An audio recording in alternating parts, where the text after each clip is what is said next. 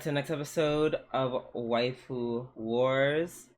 I am the beautiful warrior that was rejected and sent back on the boat, Drooby-Doo. And I am but a humble blacksmith lowly searching for a home, so brony. We are back once again with the Waifu War podcast where we talk about all things anime, the good, the bad, and the weeb, but not your waifu because she is trash. Yep, I just got English for y'all today. I'm sorry, motherfucker's tired. How are you, Oni? I'm also tired. How are you, Drew? Like, I'm. It's like it could be worse. It's not like last week where I needed like caffeine and I felt like I was hanging on by a brain cell. My niece came over and she's gonna stay with us for the week. So I'm looking forward to some quality bonding time, but at the same time, it's like taking care of another life that's not my own. Ill. And she's still like, she's gonna grow up to be a bully if she's not careful. We need to be careful about raising her because this girl plays rough. She plays rough. Did I ever tell you like the last time she came over? Like she was holding like some sharp object. I forgot what it was, and I snatched and I took it from her, and she burst into tears. Just holding a knife, machete. Like something like something with like like a pointed end. Mm. I take it from her hand because that's she's obviously gonna hurt herself, and she just burst into tears, and I'm just like. I just looked at her and I said, "Girl, shut up." normalize not talking nice to the babies when they do some wild stuff. They can't hear you anyways. Oh, sorry, they can't understand you anyways. Yeah. But yeah. Baby troubles aside, let's get started with the podcast. And we're gonna start off with our new segment, This Week in Anime. To dry. What am I talking about today? All right, no, I will go first. According to Anime News Network, Eternal Boys Anime's video reveals more cast theme songs. Now, this is my first time talking. This. Exactly, I mentioned this last night on stream. Y'all, I don't even care if this is like their second or third video. Whatever. I'm not. I know. Am I watching this? Also, no. I just want everyone to click the link for me, and as you scroll down, notice how these men look. Because the whole premise is that it's a bunch of old ass men who want to become idols, and notice how the majority of these men are. They all like none of them look like they're over 30, with the exception of maybe one. Like they all look like they're in the 20s. They all look like they're my. It works. No, it does. I've seen 30-year-old. I've seen Asian men in their 30s. They do not look like this. They are not looking like this. It's just, especially the soccer player. This dude looks like they just took him straight out of Sword and Shield. I feel like you're just personally upset that they're not a bunch of like middle-aged dudes and you feel deceived. I mean, it's like damn, y'all made them look this pretty. like this one dude, Daisuke Namikawa, the one in the hoodie, in the orange hoodie, he's a 37-year-old former child actor. 37 where? 37 where? This does not look 37 at all.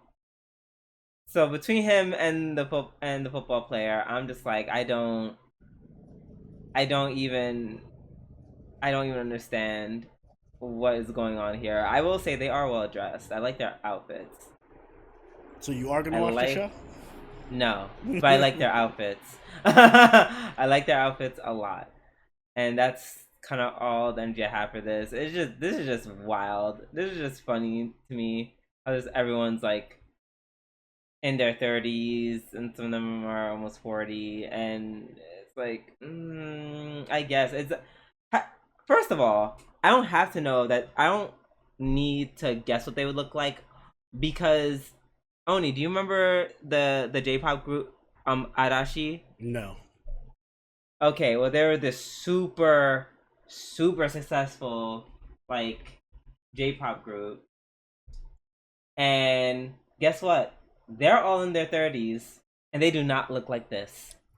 I feel like they look even younger because you act like pop groups don't look super fucking young when they're like in their 20s and 30s. You can tell. I'm not saying even American like superstars look super young when they're in their 40s. Right. 50s. I'm not saying they look unattractive. I'm just saying they look their age. That's all. They look their age. They do not look like what the fuck's happening here. So I'm just like, that's wild. Also, shout out Arashi. They like been making music like, or they made music for like 20 years. So, you know, they look older, but that's okay. It's okay to age.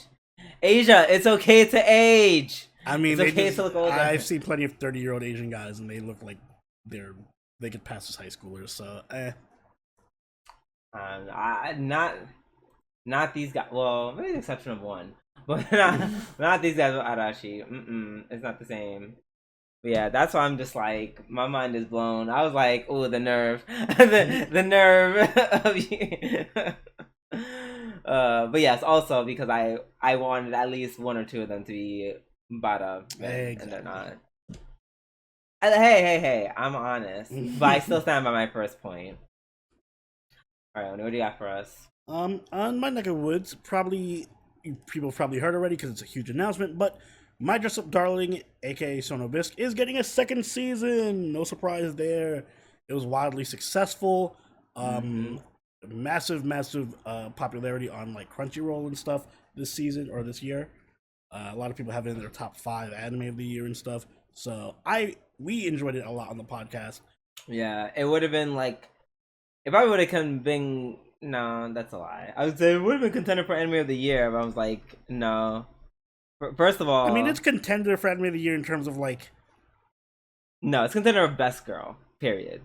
Sorry, there's so much good anime that came out this year. There is a lot. It's also really good. It literally got beat up. It literally got beat. It's in my top 5. It literally got beat by Kaguya-sama Season 3. Oh yeah, because Kaguya-sama Season 3 beats every fucking show ever. So okay, that's my point. So right, that's like, it can't be anime of the week. It can't be anime of the year. I would put it in my top 5 so far. It'd be like it'd be like 4 or 5 for me, probably.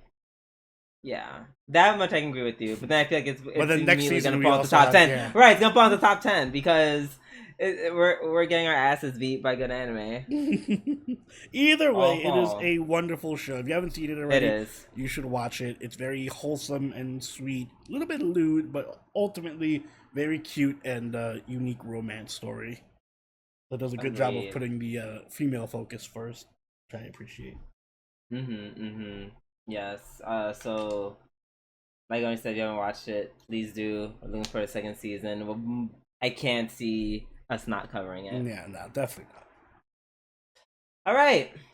Out of the way, let's get started with our weekly reviews. And we're going to start off with Made in Abyss Season 2, episode 11. I might split this for episode of the week. Really? What else was episode of the week worthy? What? I was gonna say, what else is episode of the week worthy this week? I don't know. We have yet to. I'll save it as a half for now. Fair enough. This is my episode of the week, though. Obviously, any FOPTA episode is my episode of the week. Excuse me. Yeah, this was. Whew. Yeah, this was FOPTA, the character development arc episode. She really. Remember when He went through Rico a was a lot. character in the show? Who? Exactly. What are you talking about? It's just the Fat and Reg show. Exactly. I thought Nanachi got Featuring sidelined. Nanachi. Yeah. Featuring Nanachi. I thought Nanachi got sidelined this season, but nope. She came back with a vengeance. Rico's the one getting sidelined. Which, honestly, I'm not mad at. No, I'm not, because they like, listen, if you're going to push them to the side, it helps that you replace them with like really good characters like Waco and Thapta. Right.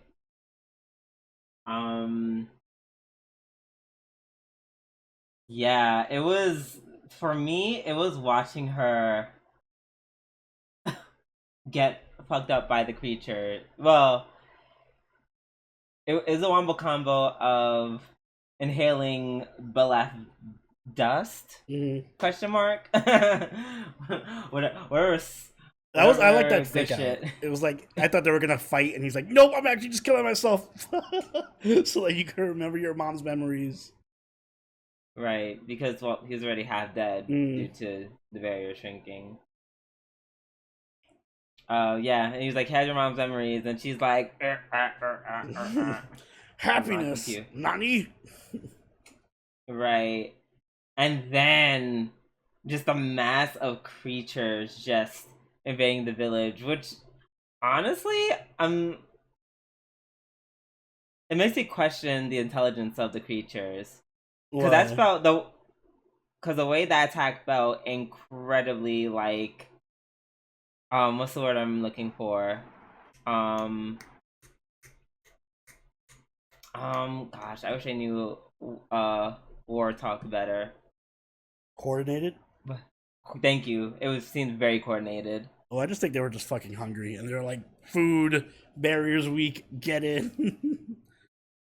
Also, I think they're attracted to Thapta because of her blood, like she mentioned earlier. But yeah, they're also probably super smart. Yeah, like they have some type of intellect. Mm-hmm. Like, I'm not saying they can speak English like us, but it's like somehow they knew the barrier was down. They knew Fat those fucking shit up, and they knew that it was their time. Yeah, it's our time to shine, boys. Go in, rip them apart. Yeah, this was literally the definition of that Lucy Liu meme. Tear that bitch apart, like, and that they did. They tore Fapta clean off. I really thought she was gonna die off the bone. Really, I really thought I thought she was gonna die like 15 times over. I'm like, oh my god! Right, and then she gets back I'm up. immortal, and just gets. And I would assume like she can't be immortal. She just gets eaten. Yeah, I'm like, yeah, no, you're not that immortal. Right. And although before we got to that, I loved the Nanachi scene, like her just showing up and looking with that armor, super badass with the armor. I love that. That was a really cool moment. You know, even though she didn't really do much, but she looked cool for a minute. But that's all I need from Nanachi. Exactly. Right, like you're not Reg. I don't expect you to say today. And I like that. I like that they don't all have to be fighters. They just all have different strengths. Right. I guess Nanchin was just loving MIDI. That's her strength. Loving MIDI is the power all along. Period. Yeah, and the only thing that Rico was the only role she played this episode was a target, because the way Fapta was just like, no, you made me do this to Reg, so I must kill you. Which, to be honest, I really just assumed that was gonna happen at some point. At some point, she was gonna look at Rico. And she was like looking at Rico for the longest. Like, I don't like you. I don't like how you talking to my man. Putting ideas in his head. Right. Rest in peace to the Big Daddy. Oh yeah. Oh, that was sad. I forgot. I thought he died the first. I thought Fapta had killed him. I thought Fapta killed him, and I was just like, no. But then he just got curb stomped. He came back just to die again. Just to die again. Didn't even. He didn't really do anything. He saved Rico. And then kind of. Sorry, he saved Rico. He didn't do anything for Fapta. Because the way after they got curb stomped, the monsters looked at him, looked back at her, and then just continued to eat her. And then for some reason, this monster said, "Great, hold him down. I'm gonna blow you all to smithereens." I love how vicious the whole sequence was. Like, Fapta's Yeah. fighting the monsters. At one point, she like cuts open the green dinosaur and like goes inside it, and then the pink dinosaur shows up and just bites her out. That's what I mean by that is what I mean by coordinated. Yeah. Like they clearly were like, let's gang up on her. Mm-hmm. Like they all had that gang mentality of let's fight her, or they recognize her as a threat. Yeah, it was like a team fight, and she was the fucking carry, and they're like, "Quick, get on top of her." Basically, Fuck this series up. I know. I'm as a Greninja main, I'm getting PTSD flashbacks. Which, by the way, I got super Uh-huh. Pokemon vibes from this episode because not only does the stupid horse thing look like Xerxes or whatever it's called, but Fapta at the end looked like a whole ass Pokemon. Wait, are you talking about what is this? Is this Xerneas or Xerneas? There you go. Xerneas. Oh, Xerneas with the E. Okay. Yeah. Yeah, it did look like Xerneas slash Arceus. Yeah, like a mix. And then Fapta at the end just looked like some new legendary dog, man. Oh yeah, she did. She did like some kind of like mythical Mew like creature. Mm-hmm. Yeah. But yeah, it was very visceral, great animation. Mm-hmm. Excuse me. Damn, now you got me questioning it. Like, damn, should this? I mean, what sold it for me as episode of the week is really the way it came full circle at the end, where like the villagers came to Fapta, where she's all like blown the fuck up, and they're like, "All right, we'll feed ourselves to you." Right? And then Fapta's like, even then, she still doesn't really like. She still wants to kill the villagers, right? I like she's that. like, yeah, okay, it's fine, my episode of the week. Only because I really liked how Soul thing. She was just like, she wasn't even fighting the monsters to like protect them. Mm. She was fighting them because she was like, no, I was literally born to like kill, like carry my mother's will and kill them. Mm-hmm. Like, and you guys are getting in the way of that because you're killing them, but I must do it because if I don't do it, then what's the point? But then the gag is it's like, girl, you are responsible. You destroyed the You destroyed the barrier. yeah, you with someone else's help, Mm-hmm. but you did it nonetheless. Like you orchestrated it, Yeah. all the same. So you did your job. Not good enough. I must personally kill all these villagers. Yeah, I guess so. Like I guess she's carrying. I guess she was born with all the rage and sadness of her mother, Mm-hmm. and I guess she was like extra fucked up this episode because she finally got all the good, or saw all the good that her mother experienced before she died? Question mark. And I think it's also like the villagers. Like she thinks that the villagers, like, well, I guess in a certain way, it's like, yeah, they did kind of disrespect her mom by like forcing her to be a sacrifice for the village, but in the villagers' perspective, it's not like they hated her. It's more like they respect her sacrifice, which is why they're doing the whole "we must keep Fapta alive" and she's the princess. So I like that. It's like a conflicting, like, yeah, we sacrificed Irumyuui, but we love her and she's like our god for all that she did for us. So yeah, we're kind of giving back. Yeah. To her. I don't know. That's kind of, I don't know, fucked up, but beautiful, but fucked up. It's Made in Abyss in a nutshell. It's beautiful, right. but fucked up. But beautiful, but fucked up. Yeah. And also, Wazukian had a great line this episode, as much as I hate him, when he was just like, "Oh, she got her memories back. You'll be safe, Waco, but she must want to kill the fuck out of me."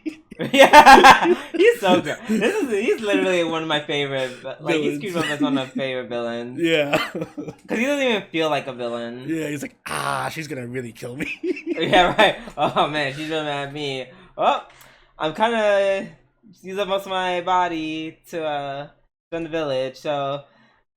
It's not gonna be pleasant. And he just rolls rolls down to the bottom. She's like, ah. That was yeah. This dude is funny. If only he wasn't. I still want to trust him on my children. Oh yeah, no, but he still wants to like sacrifice, Rico. yeah, which I don't know. I feel like he's gonna sneak up on everyone and try to do it last minute. Just give me like a resolution. He just shows up like, by the way, I'm still alive, guys. I'm grabbing Rico real quick. But then again, does he have any more of the Cradle's life? But then he said that they're all inside of her. Yeah. So yeah, I don't know if he has any. Yeah, well, I guess we'll see. We will. Next week's a hour-long episode, so that'll be fun. Fuck. Right. Actually, it's not next week. It's the week after. After? Yeah, next week's a break. Or this week. Whatever. Okay. Gotcha. Alright, up next you have Overlord 4, episode 11. I don't know who the fuck this Crocodile dude is. And I don't even remember his real name. I just like that they called him Crocodile, so Crocodile will be his name moving forward. But I feel like something's happening to him in Kyo Hoko's room. Yeah, he's probably getting fucked up. I feel like they're inserting something inside him or some type of brainwashing. Or like killing him and reviving him and killing him and reviving him. I mean, I don't know. I don't think he's gonna suffer the same fate as the other dudes did from last episode. Oh no, it'll be more. It'll be like less brutal.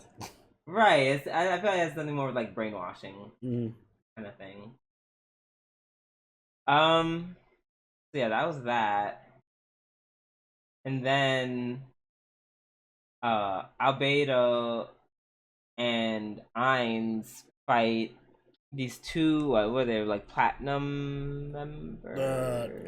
Adamantite adventurers. So the guy in the mech was indeed the uncle. Yeah, I figured. Damn it, guess he's not fighting shirtless. I guess unless the mech gets destroyed. Right. The fight with Albedo. First of all, Albedo looked really cool in her armor. She looked like someone from Kingdom Hearts. Yeah. From specifically Birth by Sleep. Like she was about to get on her ship and I don't know, fly to a new world. Her gummy ship. No, they didn't have gummy ships in Birth by Sleep. Boo. They just had gliders, which are cooler anyways. Nothing's cooler than a gummy ship. No. Girl, it's literally a ship made out of Lego blocks. Like, relax. They literally said, let's just do Legos, but less texturing. Let's just make them blocks. There, gummy ship. Yeah, and their fight is very short-lived because right away you can see that Albedo easily outclasses him. I love when she hits him. She's like, "Oh my god, you're so weak." He's like, "Oh my god, I thought I killed you. You're so weak." Oh, okay. At least take a punch. Jesus. Also, I don't like that he's just strong because of the suit. Like, I feel like that's cheating, right? Like if he just pilots a mech suit, like that's the only thing that makes him strong, or at least that's what we've seen so far. Yeah. I mean, we don't know how the mech suit works. Honestly, we don't know what abilities he has outside of it. You know, I'm going to assume that all of it comes from the suit itself for now, but it's kind of how it looks. Unless like the suit's a limiter, he's like, actually, I'm way more powerful outside of my Gundam than I am in piloting it. Maybe the Gundam itself enhances his abilities. Maybe. As long as he's not just like a regular dude outside his Gundam, I feel like. I don't know. After all the twists and turns from this episode, girl, who knows? I think this may have been a contender for episode of the week. Yeah, I can see that. for me. I like the little twist at the we'll get to it when we get to it. Right. So someone tries to assassinate Ainz. Someone named Riku Aganya. Mm. Very Kingdom Hearts And name as well. I mean Riku, yeah. Yep.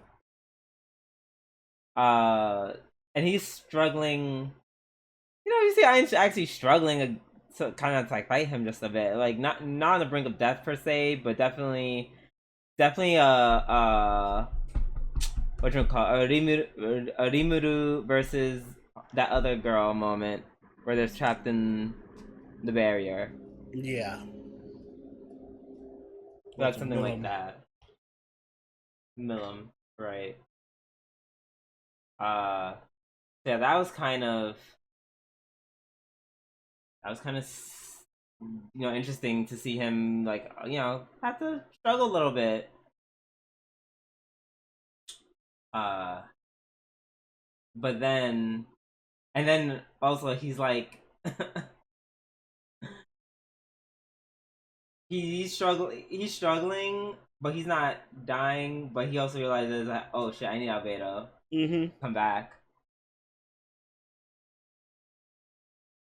And it's really interesting how he's like, the entire time they're fighting, he's like, hey, you wanna join us? You wanna join us?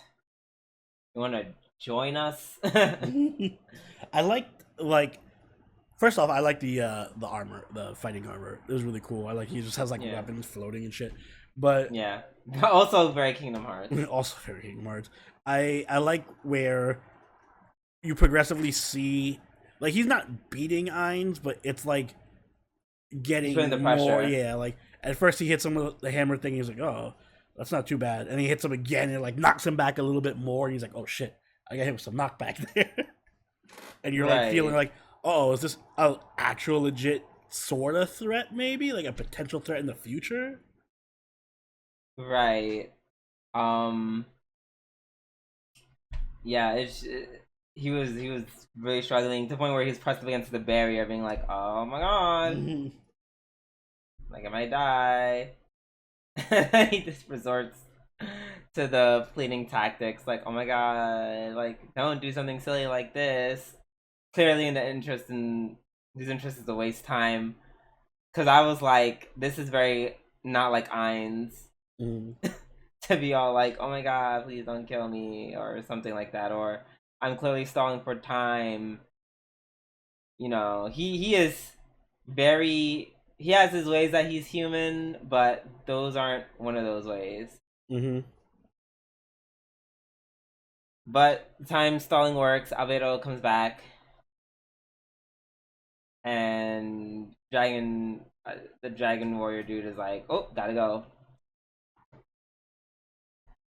And then, and this is what made me made a contender, was the fact that like the last 5 minutes was just like plot twist, plot twist, plot twist. So the dragon, we learn, has also been isekai'd. Or at least knows about the isekai-ish situation. Yeah. Yeah, but from the way he talked, I'm gonna assume he's also isekai'd like what's his face? Like Ainz. I like how he and I say this only because his thinking, I wouldn't say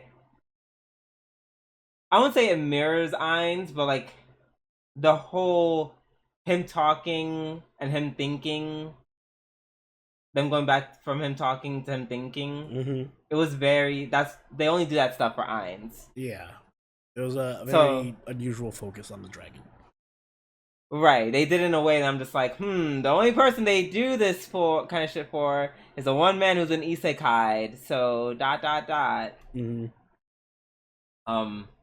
Also, for a man who was like, you've gone too far, I must protect people, he very much casually said, like, maybe I should kill this dude and give his suit to someone else more obedient.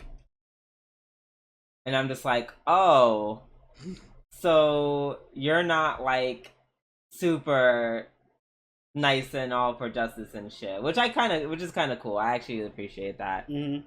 It's very on brand for Overlord.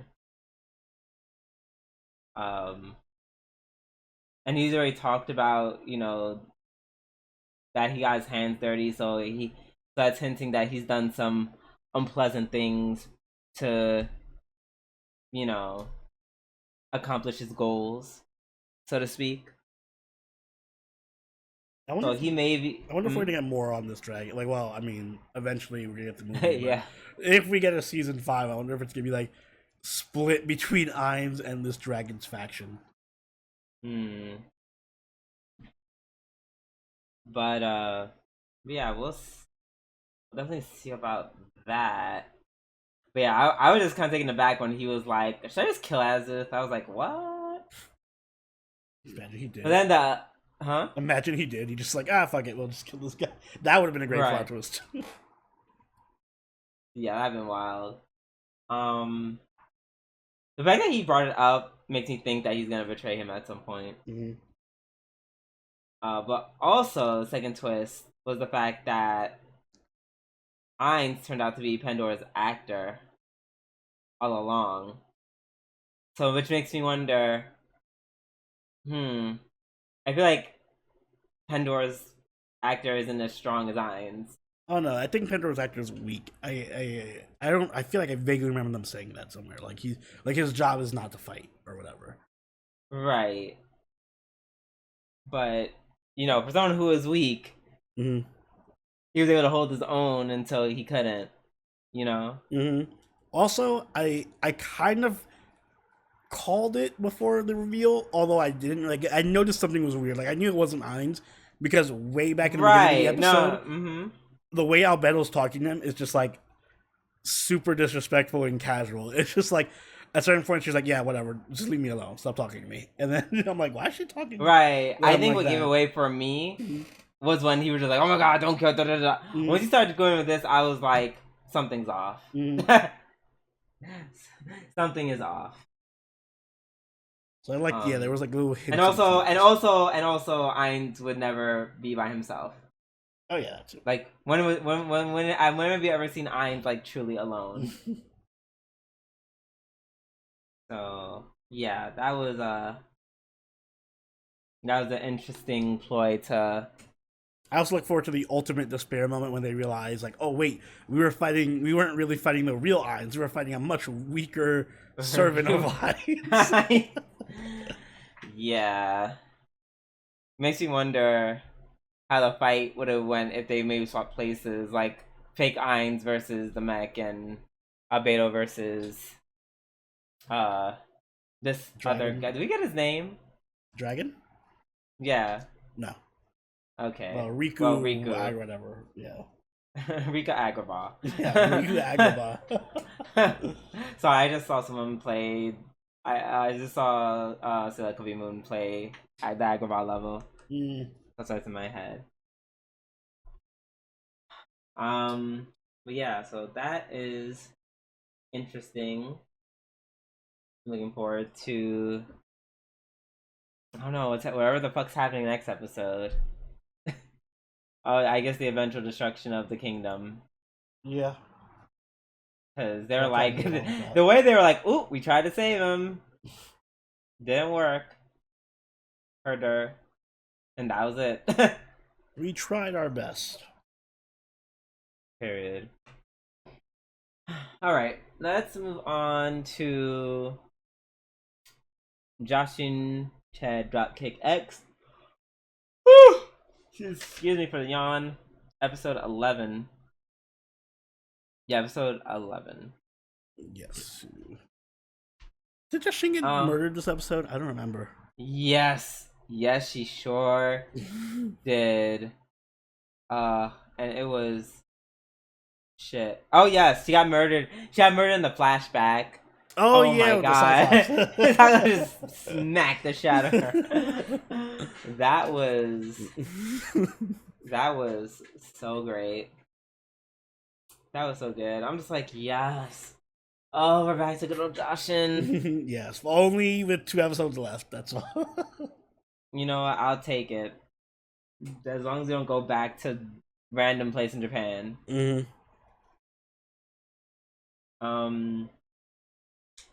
Let's see. Leah's part, that was cute. She, the her running the toy.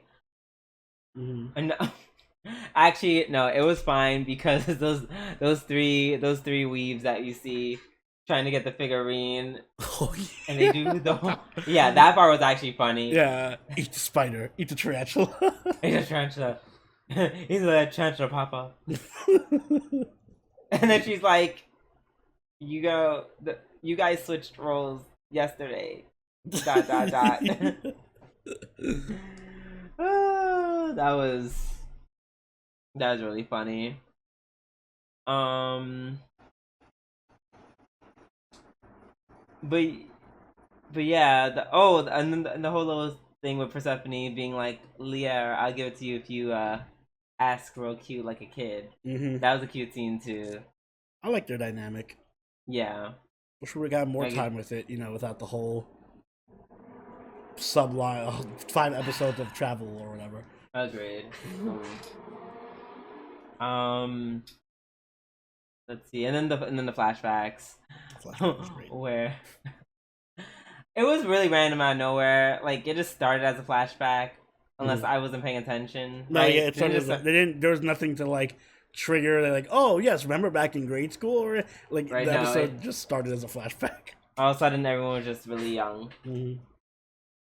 And then she's like, haha, I'm tall, I'm 2 feet. And Persephone's like, well, people 2 feet up, they gotta fight a Cyclops. I love how Persephone, she isn't like yelly or screamy or like that, but she, she's just trolly.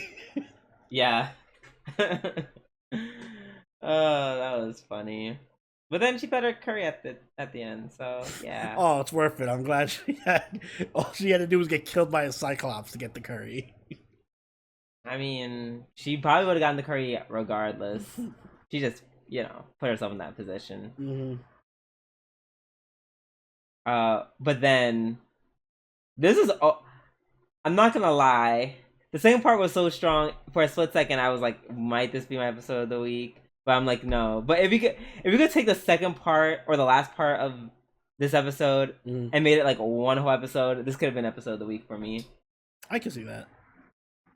Cause, baby, I thought I was gonna be like eye rolling over the fact that they introduced like a new lolly vampire, and who's like a lolly vampire. I'm like, oh yeah, so you already know she's my favorite character. Right, exactly. I was like, oh god. But then I just realized they just said, what's better than one Jashin-chan? 2 Jashin-chan. It was amazing. And she starts off being so badass. She's like, oh yeah, I'm looking. She's like, oh yeah, well, you want to fight? I'm a noble, and I'm so much better than you. I'm a princess. She tries. She kind of tries to fight her, and she's just like, punch, and then Jashin-chan's like, oh my god, you're weaker than me. Which is amazing. Wild. Yeah. I'm like, you mad lads, you actually did it. You made a character weaker than Jashin.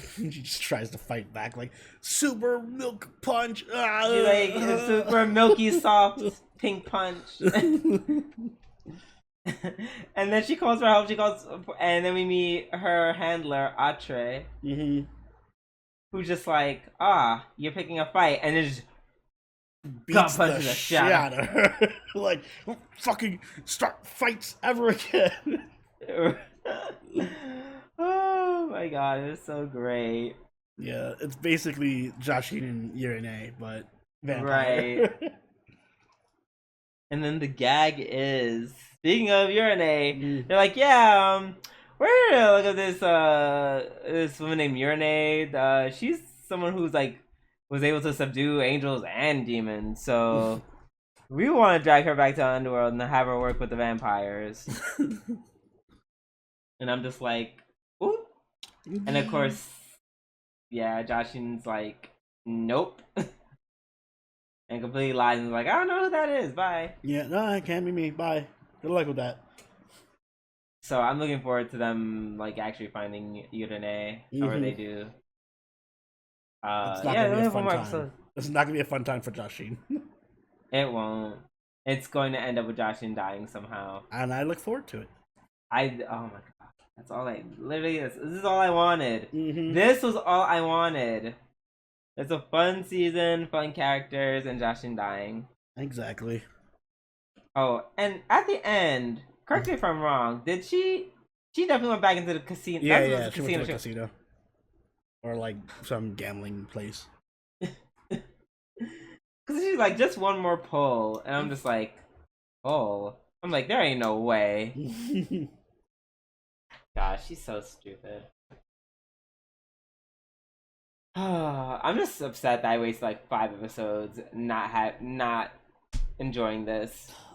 I'm tempted to, like, when we grade it, just grade it like 3 episodes or 4 episodes. The 4 episodes. Right, I feel like we have to. I feel like we have to. Filler.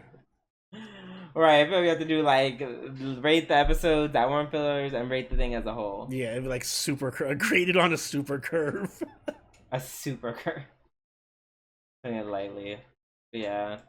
Looking forward to the last episode. I know it's gonna be a banger. Mm-hmm. Can't wait. Next up, we have Devil's a Part-Timer Season 2, Episode 10. 10, yes. I'm still stuck on the hey, there's some weirdo. She might be your mom, Amelia. Yeah, go check her out. I saw some weirdo person, so I was like, oh, this must be Amelia's mom. Yeah. I mean, can't be that weird. You let the woman live with you. Mm-hmm. So she mysteriously disappeared. So that was interesting, and we have reason to believe that the woman in white is her mother, even though she only looks like 5 years older than her. But sure, why not? Mm-hmm.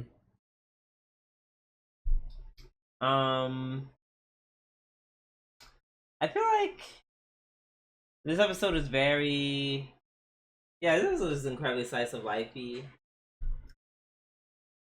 Yeah, pretty much. Let's see. I'm trying to think of like any standout scenes. Oh, and Amelia just screaming randomly at her job to the point where they just send her home because they're like, "Bitch, you're causing too much of a disturbance. Amelia, go home." Right. This is a phone service. Like everyone, including our customers, can hear Amelia, you. Right? this is a Wendy's. Go home. Right. I don't know. I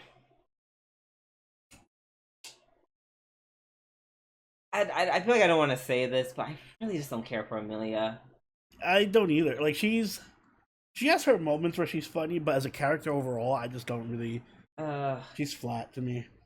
Right. Ironically. Not ironically.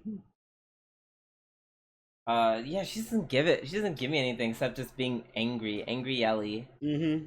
Like, I like when she like has moments where she's angry Ellie and it like plays off of Mao being like prideful. But the back and forth is fine. Mm-hmm. I don't but know. like as an overall character, I'm just like she doesn't compel me. Mm-hmm. Like for me, I liked the scene the scene between Gabrielle and Lucifer was way more enjoyable. Oh yeah, because their back and forth was just very like you're just two very stereotypical chill dudes just hanging about, very very silly banter. Mm-hmm.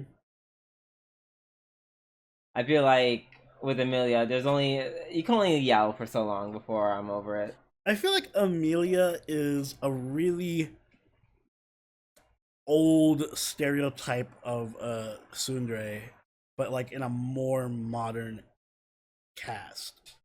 Like I feel like if I feel like I'm watching an anime from like early 2000s whenever she's on screen, and I'm like, oh yeah, she reminds me of all the angry yelly tsunderes from like generic harem show number 58.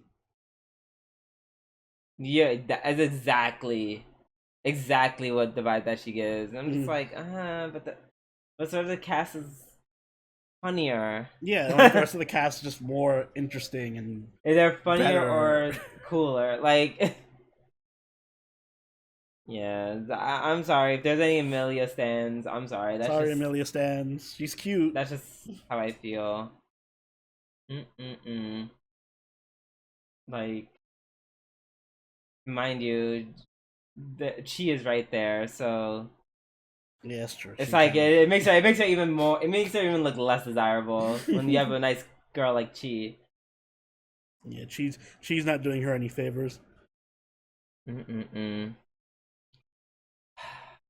I did like, I was here for that conversation between Amelia and Belle. Once again, only because Belle was doing most of the talking. Whether she was like, yeah, this living in a bubble situation, it's kind of nice for now. We should just go for it while we can still enjoy it. This isn't forever, but you should take advantage of the fact that we're put in such a interesting time with like great technology and culture. And I was like, damn, Belle, that was really insightful. Like, most characters, especially when they get isekai to this world in Japan, they don't have that kind of take on it. Right. I was like, that's very mature. Like, I don't know, I liked Belle a lot more after that scene. Me too. I was always cool with her, but it was the way I was like, I wish, in terms of importance to the story, I wish you and Amelia could swap places. That's what I mean. Like, she's a more compelling, interesting character. Like, she has those moments, and exactly. I mean, she has those moments. Was there any other main girl? I mean, like, they're bringing this other girl into the. Even her friend kind of has more interesting character development. Oh yeah, Rika. Because now she's having a thing for Asiel. Yeah, Ashia. They're about to. I was gonna say they're about to go on a date, but she's not. First of all, if someone asks you out to go shopping for like a TV and you're with other people, girl, I wonder if Rika knows. Does Rika know that he's coming with other people? I guess that's. So? I don't know. Maybe that's one of the reasons why Amelia was freaking out. Because that makes sense. That'd be kind of embarrassing if you thought you were going on a date and you're like, "Hey, here's me and all my friends." Did I mention I'm bringing all my friends? Then at that point, it's not really a date, is it? Yeah, I'm really looking forward to that date, to the TV, to them shopping for a TV. I'm looking forward to that and all the shenanigans. There's only 2 episodes left, so I'm curious how it's like gonna wrap up. I feel like something with this Watcher character, who I'm going to assume is the one who knocked out Chi. Probably. Yeah, so I guess they're gonna try getting, which makes sense. It makes sense that they would spend this season finale or the last episodes getting Best Girl back. Yeah, how fitting. Right. It is right. At least it's not Amelia, because then that'd been like, it would have been like, why? Why? She used your sworn enemy. So we can unite behind Chi, so it makes sense. Yes. Period. All right. Up next we have Utawarerumono Futari no Hakuoro. The Truth Behind the Mask. I think that's what it's called. Yes. Oh, Mask of Truth. Whatever. Close enough. Yeah, close.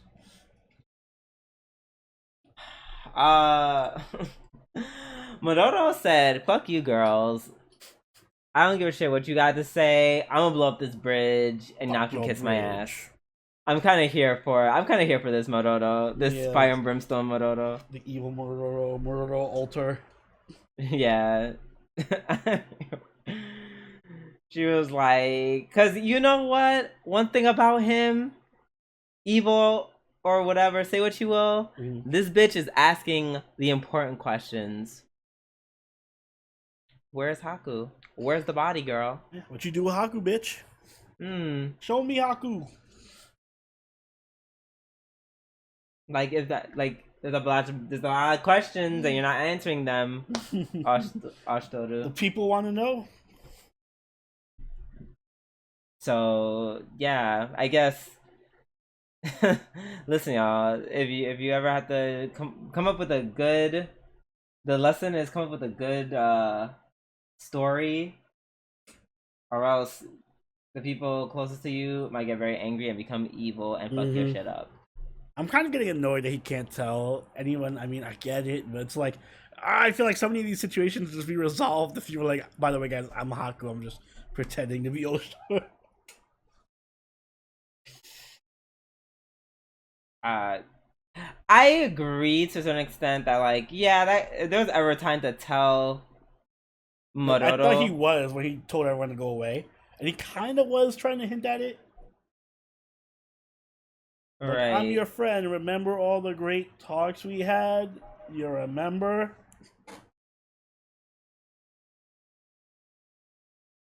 Like, you could have. It could have been. In my mind, it could have been like a real not a romantic moment. I mean, my mind it's romantic, even though I don't ship them at all in any way, shape, or form. I'm just saying, like that Mororo. Yeah, yeah. Absolutely not. But maybe with this Mororo, I don't know, maybe. Of all the hot guys on the show, I don't think you would go for Mororo. I don't know. It just I respect the bad bitch. That's what he's giving. It would've been cool, like as it's collapsing, like he just kind of like grabs him close and it's just like, it's me. He doesn't say it's me, Haku. He's just like, it's me. I'll explain everything later, but just hold on. But he says it in his like original accent. Yeah. And then he just runs away. Peace. Like, something like that.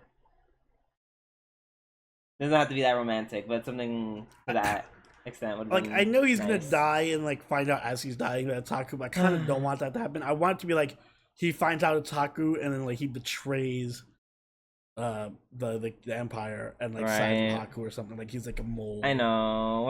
I'm gonna be really mad. I'm gonna be irate when Mororo dies. Yeah, it's gonna be fucked up. It's gonna be like, oh, it is you, ugh! And then stab through the stomach. Haku don't know I knew it was you all along.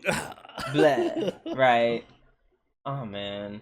I do like the thing where all the people are slowly finding out it's Haku, because it was what's her name's turn this time, Atui. Yeah, she was like chilling, drinking, and he let his accent and his mannerisms slide a bit.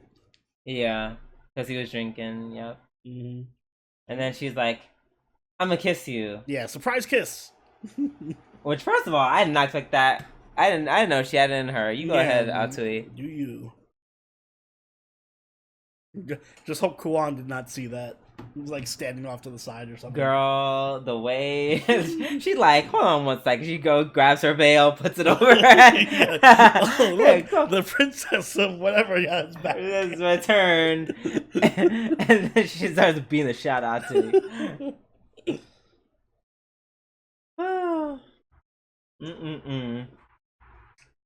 But yeah, that was quite the kiss.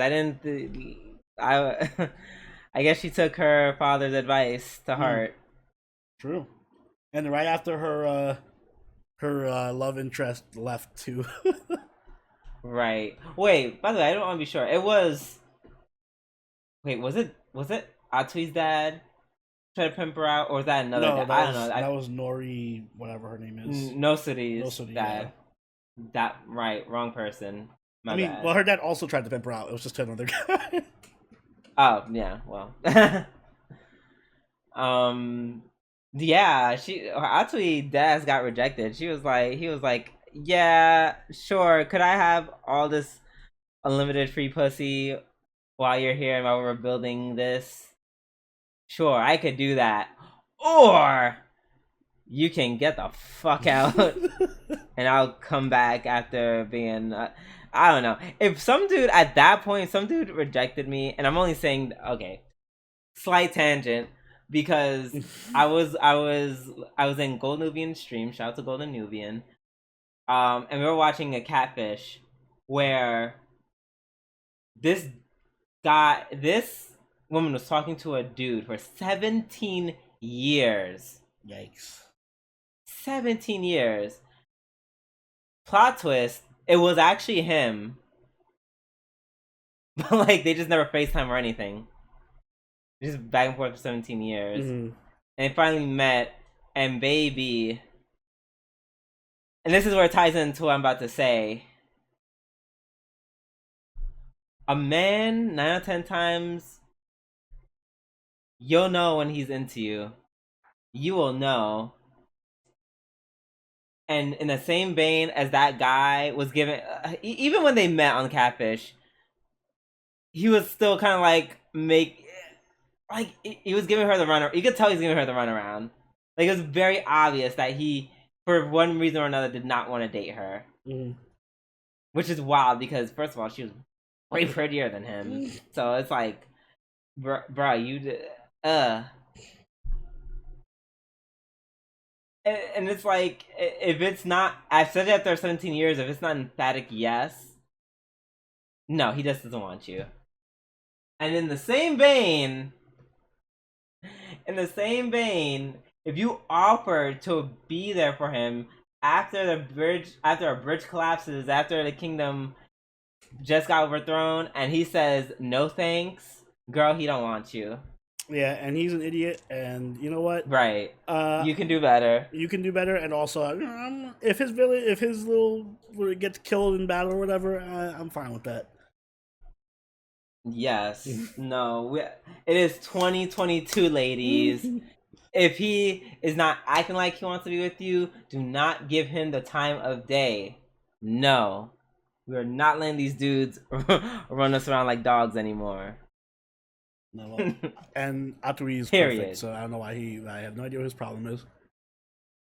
Maybe he's just gay. I'm gonna go with that. That's my headcanon now. He wanted to fuck Haku. I didn't want to say it. I didn't want to say it. Or he was he was using Atsui to get to her dad or some shit. Okay, well that's a bit. They're related, so no. Damn, you're right. All right, whatever. There are related. Ew. now, yeah. Actually, you know what, Atsui? I'm glad you're on that boat. Actually, no matter what, don't go back to him. I just realized that I think that's your cousin. It's ancient times, whatever. Right. It's like what, medieval Japan? That's fine. Yeah, they probably don't care about stuff like that, but Side note, have you seen the House of the Dragon? No, I haven't watched it yet. Oh, okay. Well, how is it? It's really good. It's just not. All right, so you know how Game of Thrones had like more like action and stuff? This is like a medieval drama. It is pure drama. But it's really, really good drama. It's like super good drama. Okay, I might give it a looky-loo. I just was very reluctant at first because it's like, these people who did season 8. No, it feels as good as the original. It's just that there's not as much like there's some fights action here and there, fighting, yeah, but right. It's more like just intrigue. Okay, go on here for the drama. Yeah. All right, I'll check it out for sure. But yeah, stay strong, Atsui. Yes. Stay strong. All right. Up next, we have Isekai Meikyuu Deharamo episode 11. Finally, a new character. Finally a new character. Yes. We meet the new slave to the party, Sherry. She is purchased after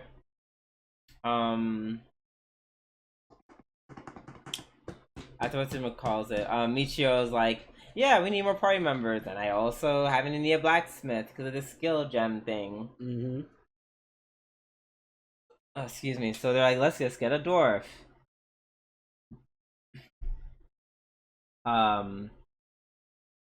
Also, before we even get into that, he was like, I want to make a will because slaves tend to die with their master. And I'm like, what? I'm like, what do you mean die with their master? Like, what is it? Like, is it like a magic thing where we just drop dead together? No, it's a respect thing. Oh, no, girl. I'll never respect you that much. I know I respect more than anything, my life. Oh, well, no, it couldn't be me. You aren't Roxanne, because Roxanne's like, no, I would definitely kill myself if you die. I don't even want that. I'm like, girl, like, yes, like, I guess worst case scenario, I mean, sacrifice yourself for me, but if I die, I'm dead. Just let me go.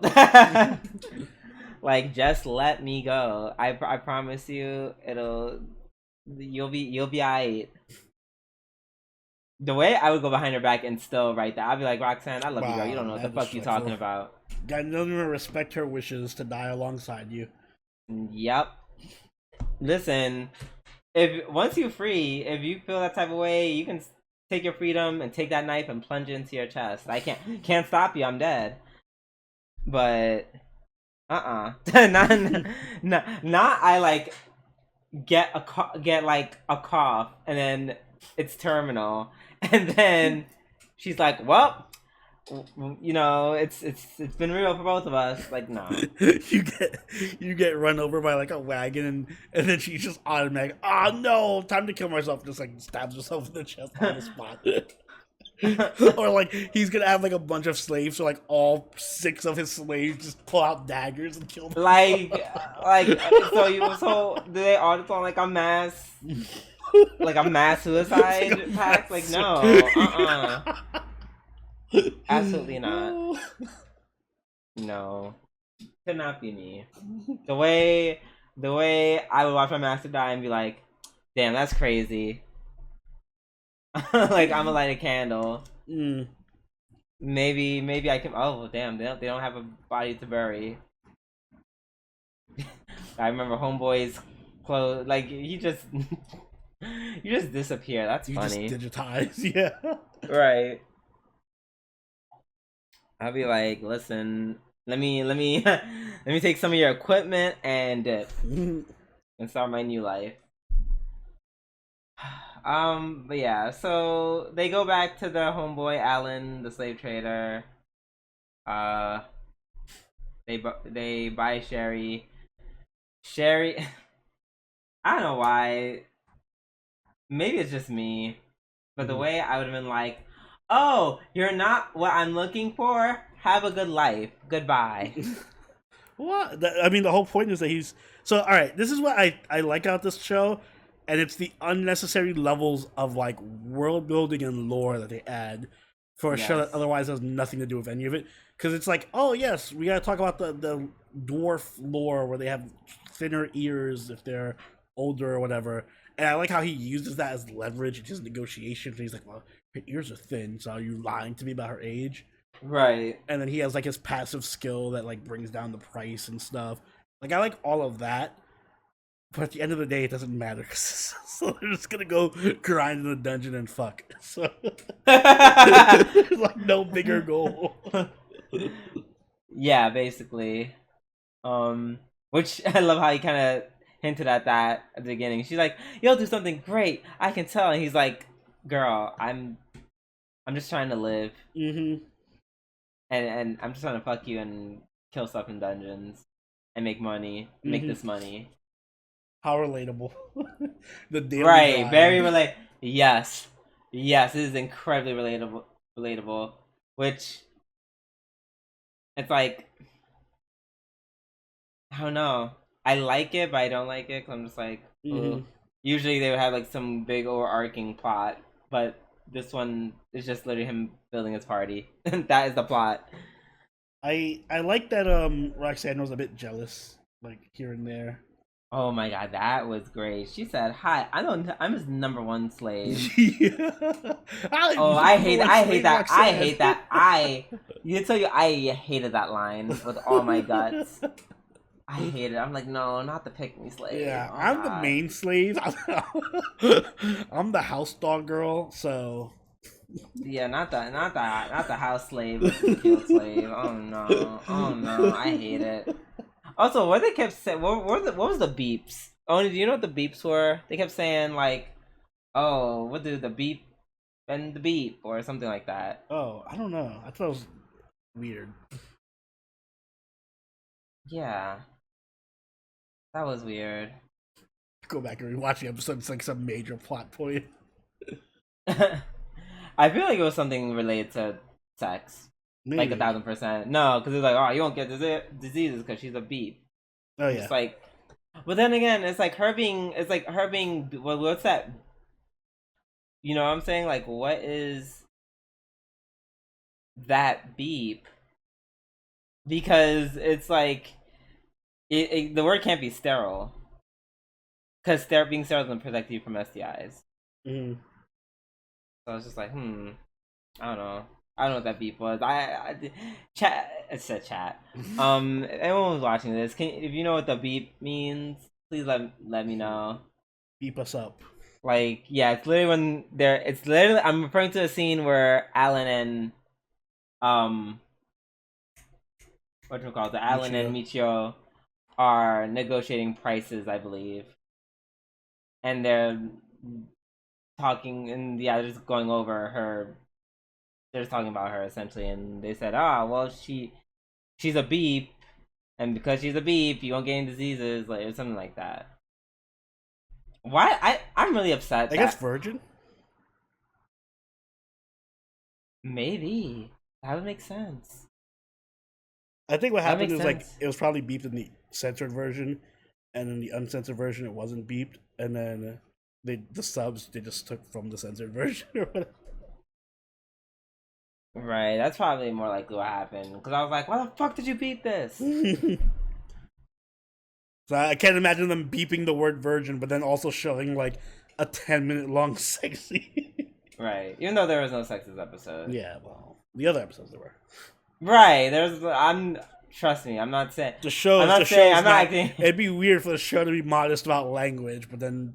Right. The show is not light on the sex. Like, that's not me. I'm not complaining that they didn't have sex this scene. Just there's plenty to go around. I'm sure they're gonna do it again. I will say, the moment I feel I'm trying to get romantic with Sherry, it's like automatic. I'm going ahead like 3 minutes. All right, he's gonna have to be more. I kind of agree in the sense that I don't want him to be like, all right, Sherry, suck my dick. No, that's a bit gross. No. I don't want any romance. Right, she's too cute. She's real young looking. Like at least with Roxanne, I can in my mind she's like a grown ass titty woman. Mm-hmm.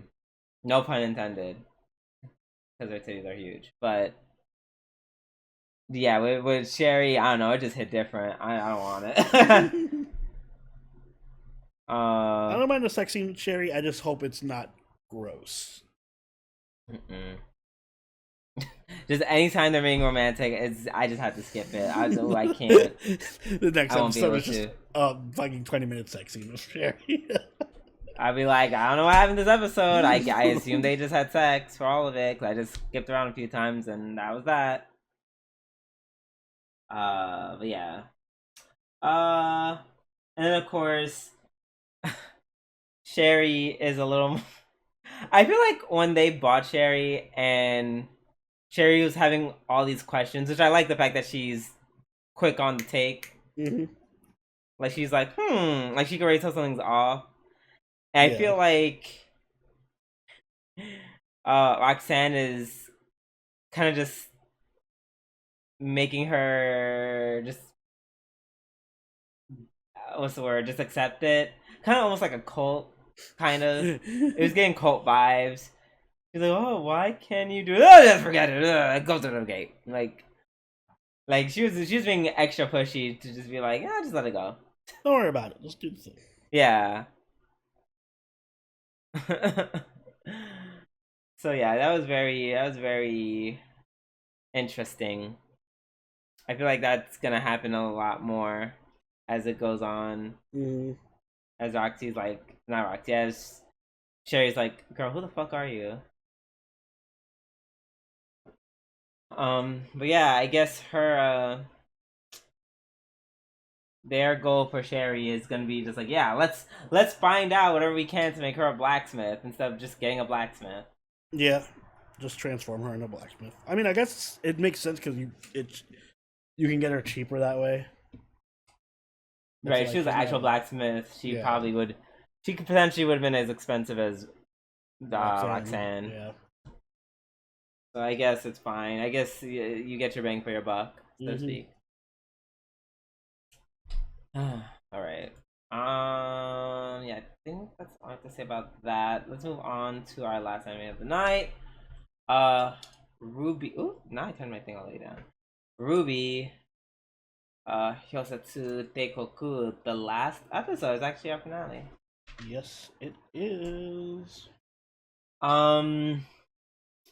So everything's over and stuff. So this is kind of just like the, yay, it's over episode. It starts out with everyone just chilling in their bunk beds. Blake and Yang being so cute, playing their little games, man. I don't know how I didn't ship them before, but now I'm shipping them like. You didn't ship Blake and Yang before? I didn't. What? Who do you ship Blake with? I didn't really ship any. Well, I don't know with Son Goku. Oh yeah, I forgot he exists. Right, because they had a cute little back and forth, but I don't know. I feel like this anime is pushing Blake and Yang a lot more and I appreciate than the original. Because I also ship Blake and Yang. Yeah, they're very cute. Boo to the uniforms. Don't like them. You don't like the uniform? Don't I think need them. They're cute. They're cute. I hate they are. I hate them on Blake and Yang. Ugh, ugh. Hate them in their uniforms. Weiss is okay. Like I just prefer her original outfit, but and then of course Ruby's is fine with her because Ruby's looks best. She has the cape on it, and out of all the four, she's like the most basic one. So of course she fit. No tea, no shade. Like no shade, no shade. But because her design looks so basic, she would look the best in that basic uniform. Yeah. And then we see Shion take their leave. To this day, I don't know Shion's gender. I feel like they very much did that on purpose. I'm pretty sure they did. And I'm not mad at it. I'm just like, interesting. Shion was a very mysterious character who came and went. I always see them again. If we ever get to season 2. Which right. we probably will. We probably will. But then the director or the headmaster says he wants to talk to Blake and Ruby. Ruby goes in first. Kind of hints that she has some kind of bullshit hidden power. Was anything like this hinted at in the original? Yes. Okay. This was basically just like for most of it was just an adaptation of the original. Like it went back to adapting the first season. Right, because I don't remember her having any crazy like Harry Potter breakthrough moments where she's like, "Ha, I have power."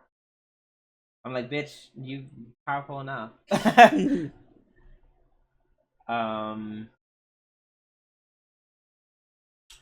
then Blake and the headmaster have their own conversation about her being a faunus, about him trying to be like, "Hey, let's bridge that gap between the faunus and humans." And she's like, fuck that shit. She's like, yeah, I'm not. Which, I respect that. I respect her how she feels about it, because it's like, I spent my whole life running from discrimination. Why would I all of a sudden make myself vulnerable? Mm-hmm.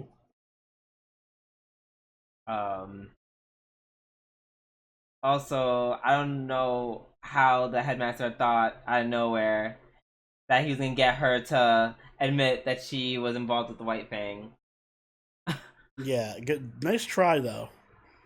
A for effort. Yeah, maybe B for effort because he was like, "Huh, interesting that you were there at the same time the White Fawn is there. Wanna know how? Are you gonna tell me how that happened?" She's like, "Oh no, I don't know. Don't think I Huh? will. Anything extra you wanna tell me there, buddy?" And she's like, "No." No, I'm good. I'm fine. You know everything you Yeah, need to know. yeah. But I more or less I feel like we can all agree that he's only wants to help. In a really shitty way, but yes. Right. Um then Weiss actually ended up waiting for Blake and then they had that conversation where she, expressed her not wanting to be part or not wanting to reveal her involvement with the White Fang. And then Weiss is like, "Hey, you're not gonna go to school and go back to working for them." And she's like, girl, no." And then they kind of have like that cute kumbaya moment where they're just like, "Yeah, I know my company sucks, but I'm gonna try and do better." I'll try to make it less racist on my company. Right. Excuse me, which that was a cute moment. And then they all meet up at the cafe, and they meet with Sun there too. Which before it's like we're having fun. Oh, brief moment, Sun. I swear to God, if you ever tell anyone about her being with her, they're gonna fucking kill. We're gonna tell everyone who you are. We're gonna make your life live in hell. Bitch, I ain't fucking playing anymore. So yeah, guys, we're having fun. And then at the end of the episode, we have the infamous food fight scene. Which I thought about it. I'm glad that they animated it because Mhm. it honestly is one of the best moments from the first volume. Agreed. That is very true. It's one of the most memorable parts from Volume One. hmm This really made me want to go watch the rest of it. Yeah, Like, I think that's like the point of it. Like it makes you want to go back and rewatch the original RWBY and be like, "Ooh, yeah, I remember all the nostalgia." yeah, I want to watch it, even though I'll be watching the part where it's no longer as good. But still, I wonder I if want to they watch it all if the they time. do it that. First off, I love that the food fight had like the best animation. They saved the Oh my god, all the budget amazing! and best fight for the food fight scene. Yes, this is where they put it in. But I kind of think it's interesting that they're doing like this. They're kind of following the story, but then they're like adding Yeah, they're splashing stuff in. different new stuff. Yeah, like splashing. And I wonder at what point it's just going to diverge into its own separate story. So like, if we do get a second season, is it going to be like Volume 2 of RWBY, but like with another separate Random side fucking story? arc. Yeah. And then like, will these arcs eventually like culminate into like its own storyline that separate like diverges from the original RWBY? I don't Like, know. there's I'm not. potential. There could happen. It didn't happen this time because Yeah. this arc was very much open and shut. Mm-hmm. But yeah, I'm very intrigued into into watching that. Um. Okay, I guess we should rate it now. I don't mind going first. Go for it. Um. I'm going to give this. I'm gonna give this a solid 7. It's getting a 7 for me. It's fair. Like it was for the like 80. I would say 8% of the time. Very things were just very pretty, very beautiful.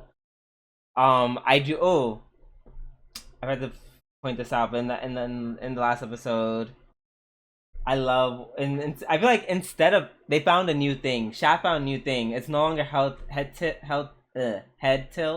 Mm-hmm. The new thing now is eyes, focusing on the eyes, the Yeah, eyes and I noticed that. transitions. That's their new thing now. because they did it twice in the last episode, and both times are beautiful. Very stylish, very cool. But yeah, so they have some really beautiful, pretty animation like that. But man, when it was rough, it was rough. Yeah. When it was rough, it was rough. Um, and while I understand that this is like the new anime and they're deviating and it's gonna have new stuff, I feel like the whole White Stream arc it wasn't like amazing. Like we in the middle of it felt like a slog I agree. to me. It felt a bit like a slog between just nothing really happening and sometimes the bad animation, the sometimes horrible animation. And I feel like they really dropped the ball. Because it's like, yes, I love that this last food fight was animated so beautifully. I still would rather put all that budget into a cool Weiss versus Ruby fight, a cool Weiss versus Blake fight, a cool Weiss versus the three of them fight. That's the shit I would have loved.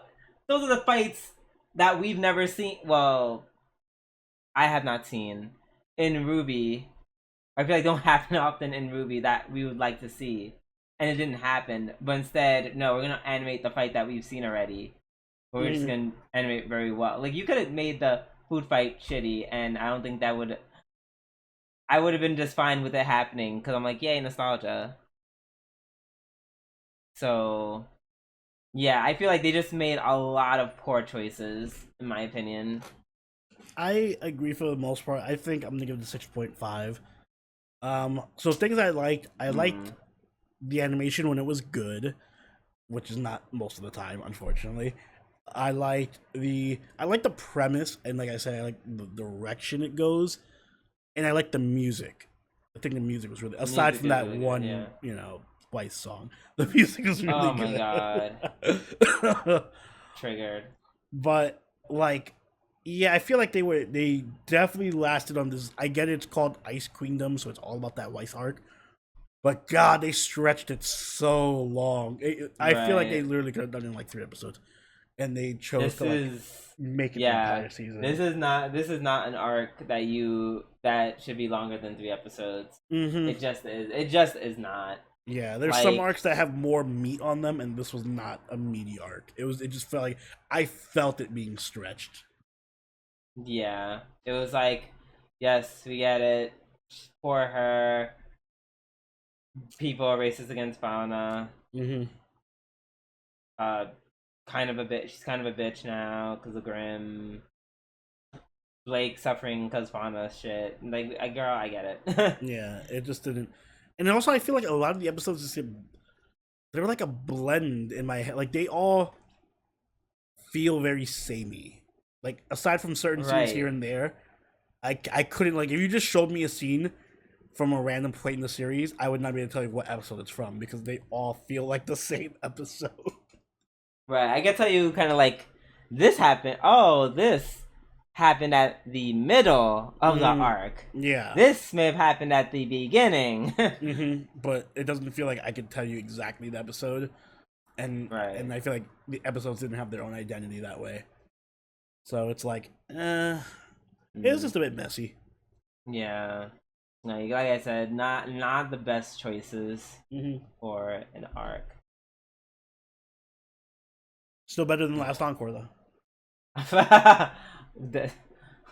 Wow, they're not even in the same category of bad. Yeah. All right. I think that's it for our weekly reviews. It is late once again. Yep. Once again, y'all get a medial episode. I think in the sense of time, we're gonna end it again early. Make the executive call. Yes. But yeah, so we're gonna end it there.